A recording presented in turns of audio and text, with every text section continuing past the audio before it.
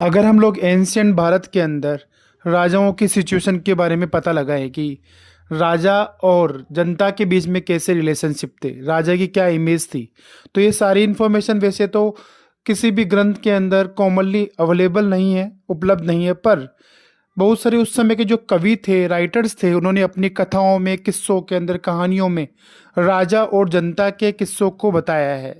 कविताओं से हमें पता लगता है, कहानियों से हमें पता लगता है। जैसे कि विष्णुदत्त की पंचतंत्र से बहुत सारी कहानियां मिलती है राजा और जनता के बीच की। साथ में जातक कथाएं होती थी। जातक कथाएं जो 1 सेंचुरी कॉमन एरा के अंदर पाली लैंग्वेज में लिखी जाती थी। और एक कथा का विवरण है हमारे पास, उसका नाम, कथा का नाम है जातक है। जातक कथा जिसका नाम है गंधतिंदु। गंधतिंदु जो जातक कथा थी, उसमें कहानी है कि एक बार एक राजा था और वो राजा अपनी जनता के विचार जानने के लिए वो खुद वेश बदल कर जाता है लोगों के बीच में। और जब राजा बीच में जाता है तो पता लगता है राजा को कि वहाँ के बुजुर्ग लोग, महिलाएं, पुरुष, बालक, यहाँ तक कि जानवर सब दुखी थे उस राजा से। जबकि वो खुद राजा था, वहाँ पे भेष बदल के आया हुआ था। राजा लोग बोलते हैं कि राजा लोगों से पूछता है कि क्या कमी है राजा में, तो बोलते बड़ा ही दुष्ट राजा है, लोगों से बहुत सारे टैक्स लेता है। उसके जो अधिकारी आते हैं दिन में, वो हमें परेशान करते हैं अगर हम लोग टैक्स नहीं देते। और साथ में रात को यहाँ पे डकैत आते हैं, चोर आते हैं, वो हमारे घरों से कुछ चोरी करके ले जाते हैं। तो राजा की तरफ से तो कोई हमें सुविधा ही नहीं है, बहुत खराब है राजा, और हमारी कुछ बात सुनता भी नहीं है। और इससे बचने के लिए बहुत सारे जो गांव के लोग थे, मोस्टली जो राजा और जनता के बीच के जो झगड़े होते थे वो ग्रामीण लोगों से ही होते थे, क्योंकि उन पर बहुत सारा टैक्स लिया जाता था। और जो ग्रामीण जनता के लोग थे, उनके पास इतने सोर्स नहीं थे टैक्स देने के। तो राजा बड़ा ही दुखी होता है इस बात को जानकर, और राजा उसको चेंज करने की कोशिश भी करता है। तो ये कहानी थी जातक कथा गंधतिंदु की।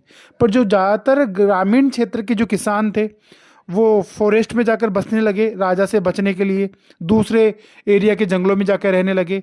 या फिर कुछ लोगों ने टैक्स देने के लिए अपने प्रोडक्शन को बढ़ाया, अपने काम को बढ़ाया, ताकि वो टैक्स दे सके समय पर। और इसके लिए जो फार्मर्स थे, they did some steps to increase the production of the agriculture.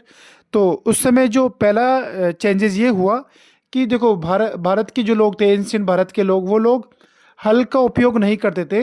हल का उपयोग करते थे, पर उसका जो टॉप होता था, निप, वो उसका जो टॉप जो होता था हल का, वो लकड़ी का बना होता था। और उनका मानना था कि लोहे का जो टॉप है, वो अगर जमीन पर से चलाएंगे तो जो धरती माता है उसको दुख होगा, जमीन को।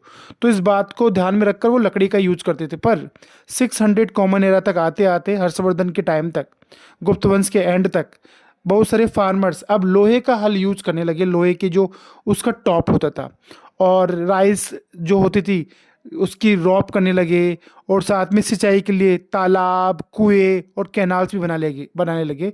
उससे पहले जो फार्मर्स थे, वो सिर्फ और सिर्फ बारिश पर ही डिपेंडेंट थे एग्रीकल्चर के प्रोडक्शन के लिए। और इस प्रकार एग्रीकल्चर का प्रोडक्शन बढ़ता है।